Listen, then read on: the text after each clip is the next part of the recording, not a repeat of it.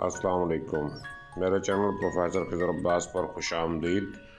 Channel को subscribe करके bell का आइकन दबाएं। वीडियो को लाइक, कमेंट और शेयर करें। बहुत बहुत शुक्रिया। खुदा के आशिक तो हैं हजारों, बनों में फिरते हैं मारे मारे।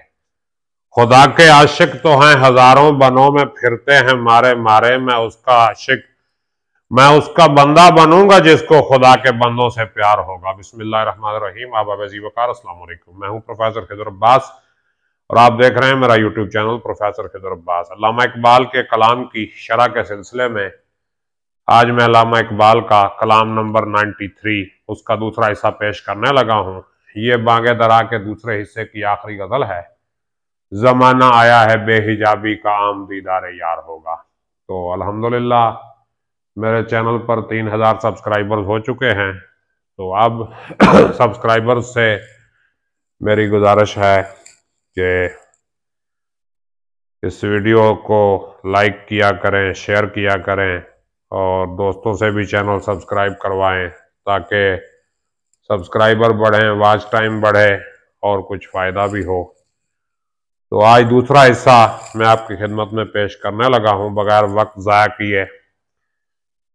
इकबाल फरमाते हैं, सफीना ए बरगे गुल बना लेगा मोरे काफिला मोरे नातवा का। मोर कहते हैं चींटी को। एक तो वो मोर होता है ना, जंगल में मोर नाचा किसने देखा, तो एक मोर जो है वो चींटी होती है। सफीना ए बरगे गुल बना लेगा काफिला मोरे नातवा का। कमजोर चींटियों का काफिला क्या बनाएगा? सफीना ए बरगे गुल, फूल की पत्ती को अपनी कश्ती बना लेगा। अब जाहिर है फूल की पत्ती अगर आप पानी पे डाल दें तो उस पे दो चार चींटियां बड़े आराम से बैठ सकती हैं। पत्ता हो उस पे भी बैठ जाएंगी। तो बाज़ औक़ात चींटियां जो हैं वो नदी या दरिया वगैरह पार करने के लिए ये हरबा इस्तेमाल करती हैं, किसी लकड़ी वगैरह पे चिमट के निकल जाती हैं। तो सफीना है बरगे गुल बना लेगा काफिला मोरे नातवा का, यानी कमजोर चींटियों का काफिला फूल की पत्ती को अपनी कश्ती बना लेगा। हजार मौजों की हो कशाकश मगर यह दरिया से पार होगा। हजार मौजों के साथ लड़ाई होती रहे, उनकी कशाकश चलती रहे, लेकिन ये काफिला जो है दरिया से पार होगा। यहां मोरे नातवा के काफिले से मुराद है मुसलमान, यानी आज के मुसलमान जो जवाल का शिकार हैं, जो परेशानियों का शिकार हैं, जो कमजोरियों का शिकार हैं, इनकी मंजिल जो है ये कामयाबी की तरफ जाएगी और ये रहेंगे नहीं, ये चींटियों की तरह मंजिल पर पहुंचेंगे। मुसलसल कोशिश करते करते आखिर ये मंजिल पर पहुंच जाएंगे। और चमन में लाला दिखाता फिरता है दाग अपना कली कली को। लाला, ये गुले लाला का फूल बाहर से तो सुर्ख होता है, दरमियान में उसके स्याह रंग का एक दाग होता है, उसे वो लाले का दाग कहते हैं। तो इकबाल कहते हैं कि लाले का फूल क्या करता फिर रहा है? एक एक कली को अपने दाग दिखाता फिर रहा है। ये जानता है कि इस दिखावे से दिलजलों में शुमार होगा, यानी जले हुए दाग को, अपने स्याह दाग को दिखा दिखा के लाले का शुमार भी दिलजलों में होगा। मतलब यह कि इकबाल खुद को लाले का फूल करार दे रहे हैं कि मैं अपना दाग कली कली को, इस चमन की हर कली को दिखाता फिर रहा हूं और मुझे यकीन है कि इसकी वजह से मेरा शुमार जो है दिलजलों में होगा। और जो एक था है निगाह तूने हजार करके हमें दिखाया, यानी है मेरी निगाह, हकीकत तो एक ही थी, तूने उसे हजार रूप लेके दिखाया, हजार रूप बना के दिखाया तूने उसका। यही अगर कैफियत है तेरी तो फिर किसे एतबार होगा? अगर तेरी कैफियत यही है तो फिर तुझ पे कौन एतबार करेगा? यानी आंखों देखा भी अगर हकीकत नहीं तो फिर क्या हकीकत है? जो एक था, यानी खुदा तो एक ही था ना, यानी हकीकत जो इस कायनात की वो तो एक ही है, लेकिन ये कसरत में जो है, कसरत में तब्दील हो चुकी है। तो इकबाल ने कहा था ना, हकीकत खुराफात में खो गई, ये उम्मत रिवायात में खो गई। और कहा जो कुमरी से मैंने एक दिन यहां के आजाद पाबागेल हैं। पाबागेल मिट्टी में पैर बांध के बैठे, नहीं पैर उनके मिट्टी से बंधे हुए हैं। कुमरी से मैंने कहा कि यहाँ जो आजाद लोग हैं वो हकीकत में आजाद नहीं है, वो कैदी हैं।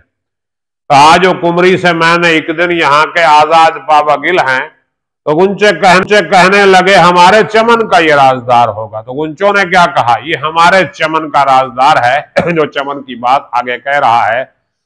कहा जो कुमरी से मैंने एक दिन यहाँ के आजाद पावागिल हैं, तो गुंचे कहने लगे हमारे चमन का ये राजदार होगा। तो गुंचों ने क्या कहा, ये हमारे चमन का राजदार है। यानी मैंने जब मुसलमानों की कैफियत बताई कि ये कैदी हैं, ये आजाद नहीं हैं, तो मुझे गुंचों ने कहा कि ये हमारे ही चमन का राजदार है, इसलिए राज की बातें कह रहा है।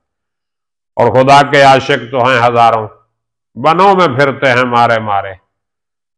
मैं उसका बंदा बनूंगा जिसको खुदा के बंदों से प्यार होगा। खुदा के चाहने वाले तो हजारों हैं, और वो जंगलों में भटक रहे हैं, बनों में, वीरानों में, सहराओं में फिर रहे हैं, वो भटकते फिर रहे हैं खुदा के आशिक। लेकिन मैं उसका आशिक बनूंगा जिसको खुदा के बंदों से प्यार होगा। मैं उसका बंदा बनूंगा, मैं उसकी इताअत करूंगा जो खुदा के बंदों से प्यार करता है। तो हजरत इब्राहिम बिन अदहम का वाकया बड़ा मशहूर है कि एक रात वो जागे तो अपने कमरे में रोशनी देखी। क्या देखते हैं कि एक फरिश्ता बैठ के किताब में कुछ लिख रहा है। तो हजरत इब्राहिम अदहम रहमतुल्लाह अलैह ने सवाल किया कि क्या लिख रहे हो। उसने कहा उनके नाम लिख रहा हूं जो खुदा से प्यार करते हैं। तो इब्राहिम अदहम ने पूछा कि सरकार मेरा नाम भी लिखा है। तो फरिश्ते ने कहा नहीं, तुम्हारा नाम नहीं लिखा। तो इब्राहिम अदहम ने कहा कि मेरा नाम उन लोगों की फहरिस्त में लिख दो जो अपने भाई बंदों से प्यार करते हैं, इंसानों से प्यार करते हैं। तो फरिश्ते ने नाम लिखा और चला गया। अगली रात फिर फरिश्ता आ गया, एक किताब थी उसके पास। तो इब्राहिम बिन अदहम ने पूछा क्या है। तो उसने कहा इस किताब में उन लोगों के नाम हैं जिनसे खुदा प्यार करता है। तो जब वो किताब खोली तो पहले सफ़े पर सबसे ऊपर जो है इब्राहिम बिन अदहम का नाम लिखा हुआ था। यानी खुदा का जो प्यार है वो उसकी मखलूक के साथ प्यार करके मिलता है, जंगलों में भटक के नहीं मिलता, सहराओं की खाक छान के नहीं मिलता। खुदा का प्यार मखलूक खुदा दी खिदमत कर, रब सिर्फ मसीह च नहीं मिलता। ये पंजाबी कलाम है। और मीर दर्द ने क्या खूब कहा था कि दर्द दिल के वास्ते पैदा किया इंसान को, वरना ताअत के लिए कुछ कम न थे करोबियां। यानी इताअत करने के लिए तो फरिश्ते ही बहुत थे। और ये रस्म बज़्म फना है दिल गुनाह है, जुम्बिश नजर भी रहेगी, क्या आबरू हमारी जो तू यहां बेकरार होगा। यानी दिल पर अगर कोई सितम टूट रहा है, कोई जुल्म टूट रहा है, किसी तकलीफ में है, तो उसे उसका मुकाबला सब्र और इस्तकामत से करना चाहिए। तो ये बज़्म फना की रस्म है। और ऐ दिल, यहां तो आंख उठाना, आंख को हरकत देना भी गुनाह है, गुनाह है, जुम्बिश नजर भी रहेगी, क्या आबरू हमारी जो तू यहां बेकरार होगा। अगर तू यहां पर बेकरार होगा तो हमारी क्या इज्जत रह जाएगी हमारी कोई इज्जत नहीं रहेगी, कुछ नहीं बचेगा हमारा। यानी दिल तू सब्र कर, हौसला कर।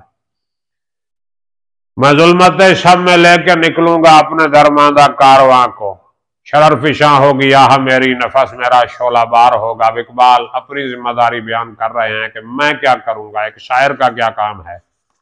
वो कहते हैं कि मैं जुल्मते शब में, रात के अंधेरे में लेके निकलूंगा अपने दरमांदा कारवां को, अपने थके मांदे काफले को मैं लेके निकलूंगा।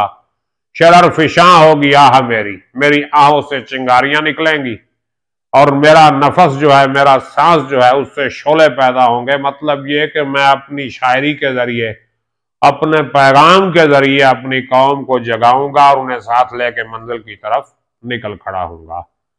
और नहीं है गैरज नमूद कुछ भी जो मुद्दा तेरी जिंदगी का, तो एक नफस में जहां से मिटना, तो एक नफस में जहां से मिटना तुझे मिसाल शरार होगा। अब वो दुनिया के आर्जीपन और जिंदगी के फना की हकीकत को बयान करते हुए इकबाल कहते हैं कि नहीं है गैरज नमूद कुछ भी जो मुद्दा तेरी जिंदगी का, तेरी जिंदगी का मकसद अगर नमूदो नुमाइश के अलावा खुद को जाहिर करने के अलावा कुछ नहीं है, तो क्या अंजाम होगा तेरा? तो एक नफस में जहां से मिटना तुझे मिसाल शरार होगा, तो तू भी एक सांस लेके यहां से मिट जाएगा, जिस तरह चिंगारी जरा सी देर को रोशन होती है और उसके बाद फिर बुझ जाती है। तो अगर तेरी जिंदगी का मकसद अपनी नमूदो नुमाइश है, खुद को जाहिर करना है, तो तू फना हो जाएगा, तेरा नाम ही नहीं रहेगा। और मक्ता में इकबाल कहते हैं, न पूछ इकबाल का ठिकाना, अभी वही कैफियत है उसकी। इकबाल का ठिकाना ना पूछो, इकबाल का पता ना पूछो मुझसे, अभी उसकी वही कैफियत है, वही हाल है इकबाल का। कहीं सरे राह गुजार बैठा सितम कशे इंतजार होगा, कहीं रास्ते पर बैठा हुआ क्या कर रहा होगा? सितम कशे इंतजार होगा, इंतजार कर रहा होगा। यानी एक महबूब, एक आशिक की कैफियत बयान की है इकबाल ने। तो आज अल्हम्दुलिल्लाह बांगे दरा का दूसरा हिस्सा भी मुकम्मल हो गया। तो आगे हम इंशाअल्लाह हिस्सा सोम शुरू करेंगे। ये देखिए आपके सामने बांगे दरा है। तो 1908 से आगे जो कलाम लिखा गया है इकबाल का, वो इस हिस्से में मौजूद है। तो ये इंशाअल्लाह आगे इसको पढ़ेंगे, डिस्कस करेंगे। अगर कोई सवाल आपके जहन में हो तो कीजिए, मैं उसका जवाब दूंगा। अपना ख्याल रखिएगा। अल्लाह।